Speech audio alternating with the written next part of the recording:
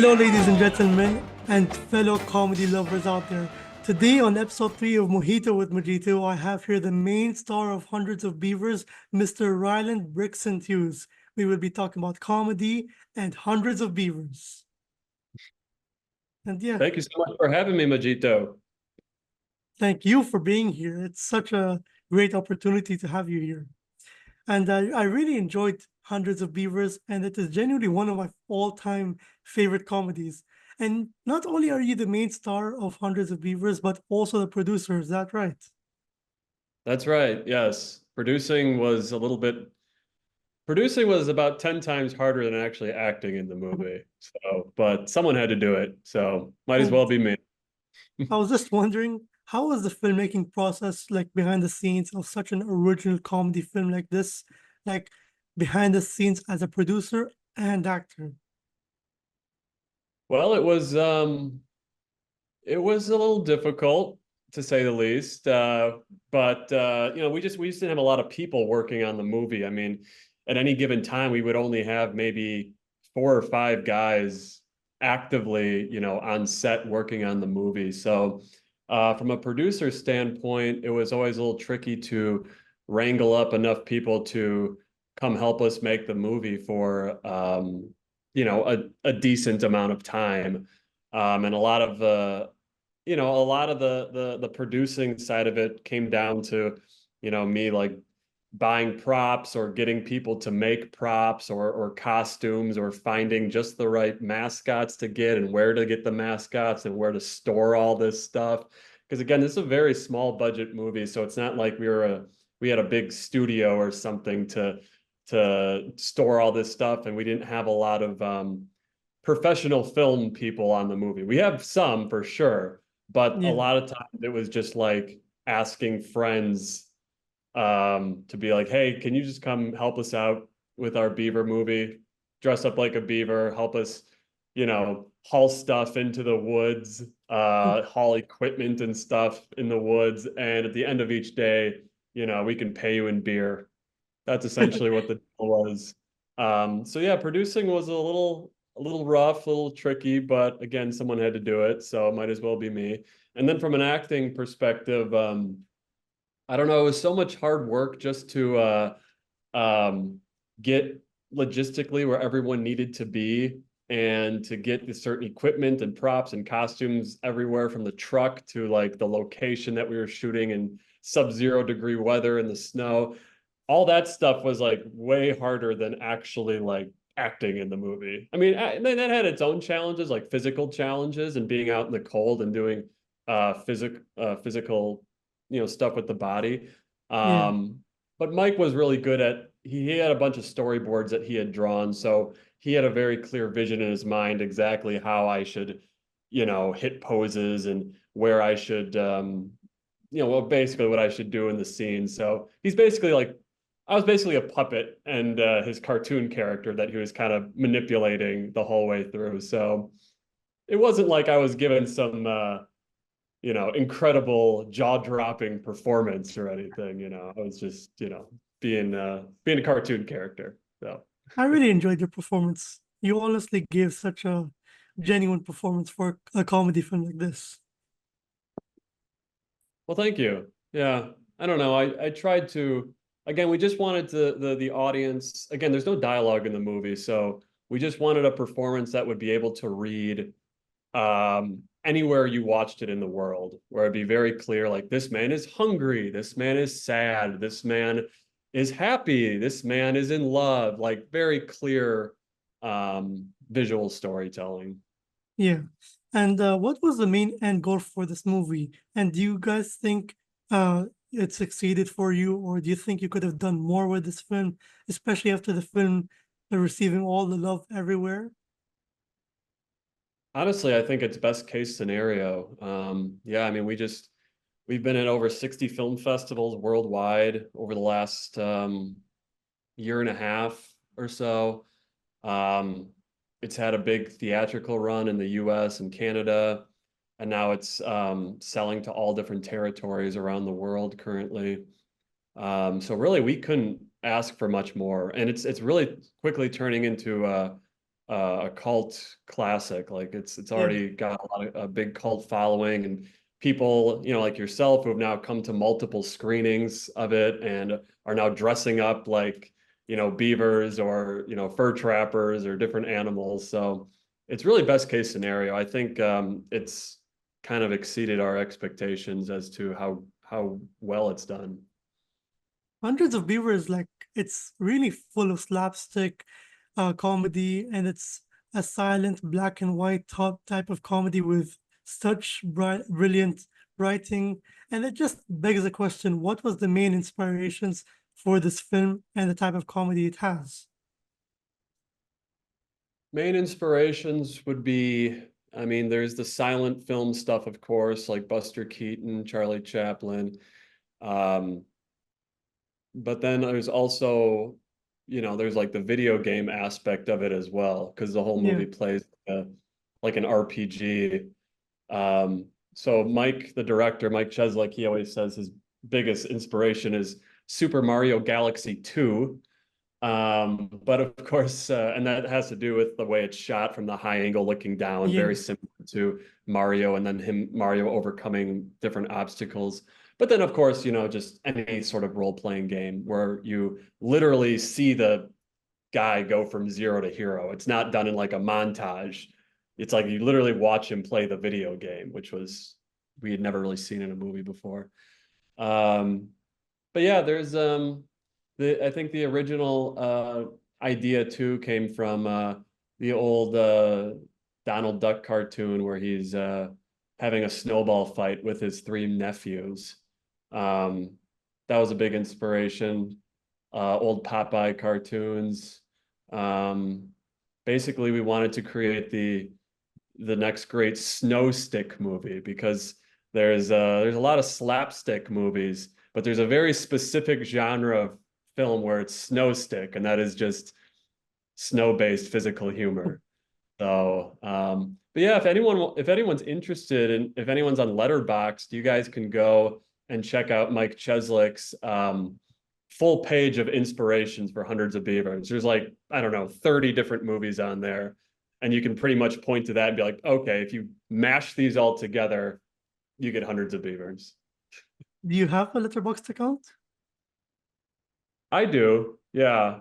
I don't Oh, even, I do too. Mike's more active on it though. You can see this list on his Letterboxd. yeah. I go on there to check reviews and stuff. I don't even really write anything. Not very exciting on Letterboxd.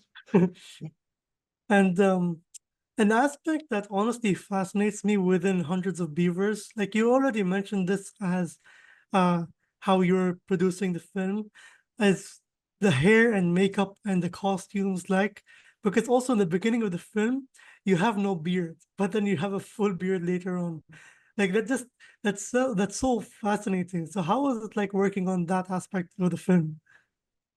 Well, the beard part of it, I mean, that was just literally that was shot after everything.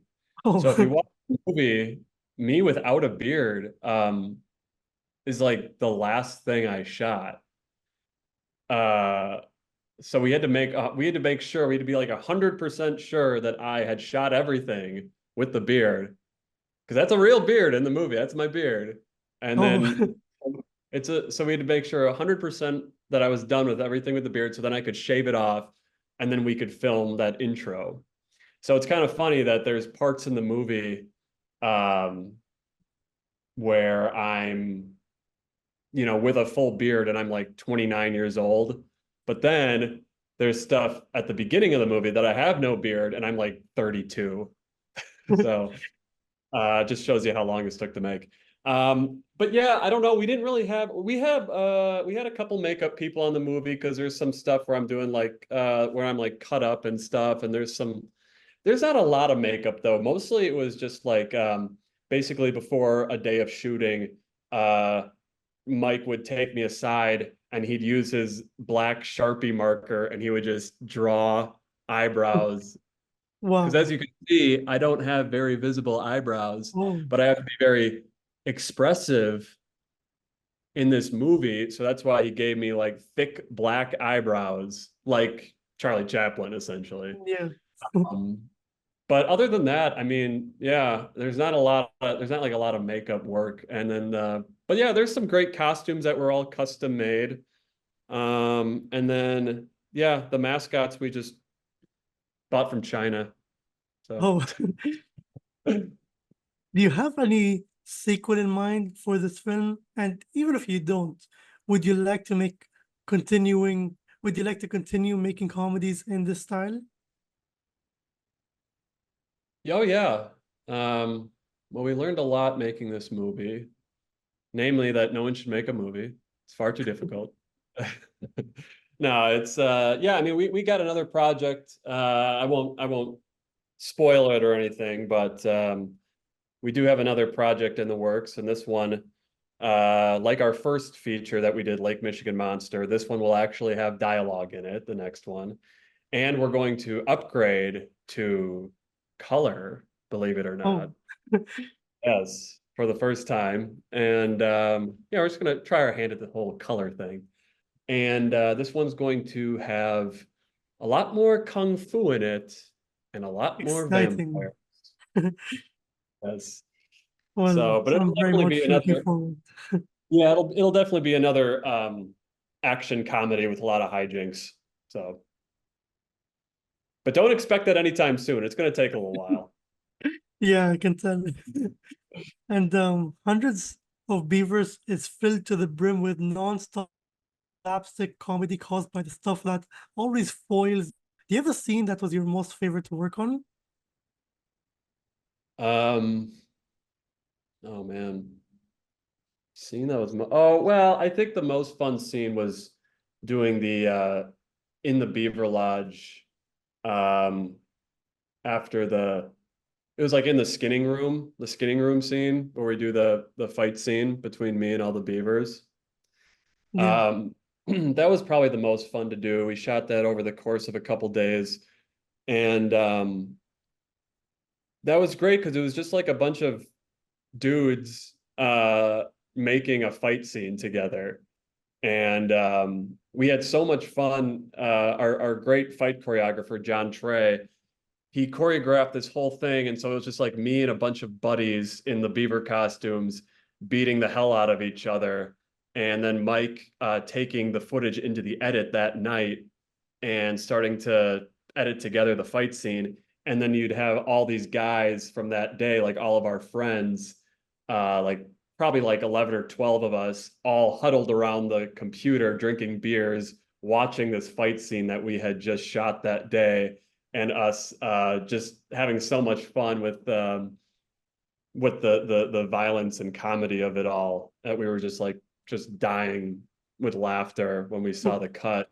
Um, so I think that really quickly, we really quickly realized that's like the most fun thing to do, I think, for us in filmmaking is to make an action comedy, well, an action comedy action scene essentially, because that's what that is. yeah, And to do it with your buddies is makes it even more fun because I don't know, it's just sort of it brings out like the child in you or something again, like just hanging out with your friends and you know and like play fighting essentially, like what you did when you were kids, and now you're an adult and you're doing it for a movie. So it's just a lot of fun, and that's why in this next movie we're gonna have like so much. There's gonna be so many action scenes and action set pieces because we had so much fun doing that from Beavers. yeah. No, I definitely would like to see more comedy from you. And it's like how Jim Carrey stepped out of the comedy genre momentarily to swim in the waters of the drama genre. Like in his film Eternal Sunshine of the Spotless Mind, would you like to experiment after a while to into the drama genre and make like a sad romantic type of film? You know, maybe. I mean, honestly, the thoughts never really crossed my mind. Um, I mean, I think I could do it, but I always just sort of default towards comedy. You know, that's always sort of my go-to because that's in my filmmaking career or in my life of just making silly videos or short films, or now Lake Michigan Monster and Beavers. It's just like, oh, we're like pretty good at doing comedy, so we've always just sort of Yeah. defaulted to that, because it's like, well, if it ain't broke, don't fix it, you know. And there's always so much more you can mine out of comedy, and you can always get better and better at comedy and doing different kinds of comedy and whatever. Um, but I don't know. I mean, if the right script came along, or the I don't know. Yeah, I guess if the right project came along, I might consider doing something more dramatic. But I honestly don't think I can ever see myself writing something that's like really heavy. You Yeah. know, I could see myself writing more of like a dramedy, you know, but not like a heavy thing. But maybe that's a good idea for me to expand my horizons as a performer. Yeah. And you also said since um, comedy is your default, would would you want to like blend the comedy style that you're familiar with into different genres, like a slapstick horror comedy or Hmm. like anything drama comedy? Yeah, and like I said, I mean I do like dramedies, so I would do something like that, I think. But also again, this next movie too, it's got a lot of kung fu and vampires in it, and it's definitely like it's going to be a very spooky like horror comedy. Yeah. So we're definitely, because we've also noticed that the best movie fans are genre fans, and you know any movie fans who like horror and sci-fi and fantasy. And we found from Lake Michigan Monster to Beavers, doing the festival circuit and stuff, and now doing the theatrical run, that the genre crowd really comes out in droves. I mean, they're just very loyal, and they'll like watch anything, and they're super supportive. They're just like mega fans. So we wanted to, for this next one, we wanted to make like a very genre specific movie where it's like clearly like a horror comedy. Oh, Um, yeah, so that's the next thing we're working on. There's definitely going to be like aspects of horror in it, but I mean, it's still going to be like a damn comedy. Don't get me wrong, an action comedy, but it's gonna be spooky. There's gonna be some scary stuff in it. So we're trying to sort of meld all that together. interesting. And you're such an incredible actor from the works of this comedy film I've seen so far. So, what is your top five favorite comedy films? Oh my goodness. I would say Monty Python and the Holy Grail. Um, I would say Life Aquatic with Steve Zissou. That's even more of a dramedy, but I think it's really funny. It's really good. Um, Geez, this is tough. Um, Maybe Dumb and Dumber. Oh, I love that movie. Yeah. Um, mm, The Burbs. Yeah. Love The Burbs. And again, that's also got that spooky, it's clearly a silly comedy, but it's got that spooky atmosphere. That's really nice. And number five, man,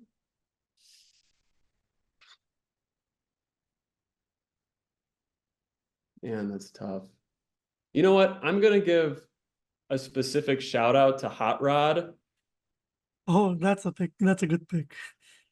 Hot Rod is really funny, and when Andy Samberg falls down that hill, that was like one of the loudest and longest I have ever laughed at anything.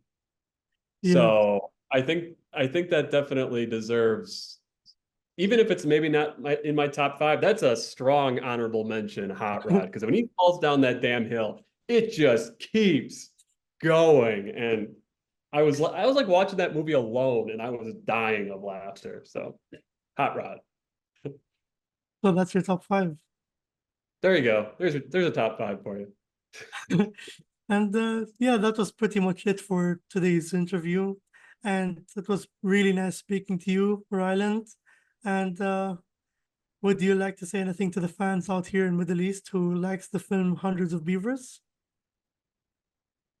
I would say you guys should all write Mojito and ask him where is his mojito.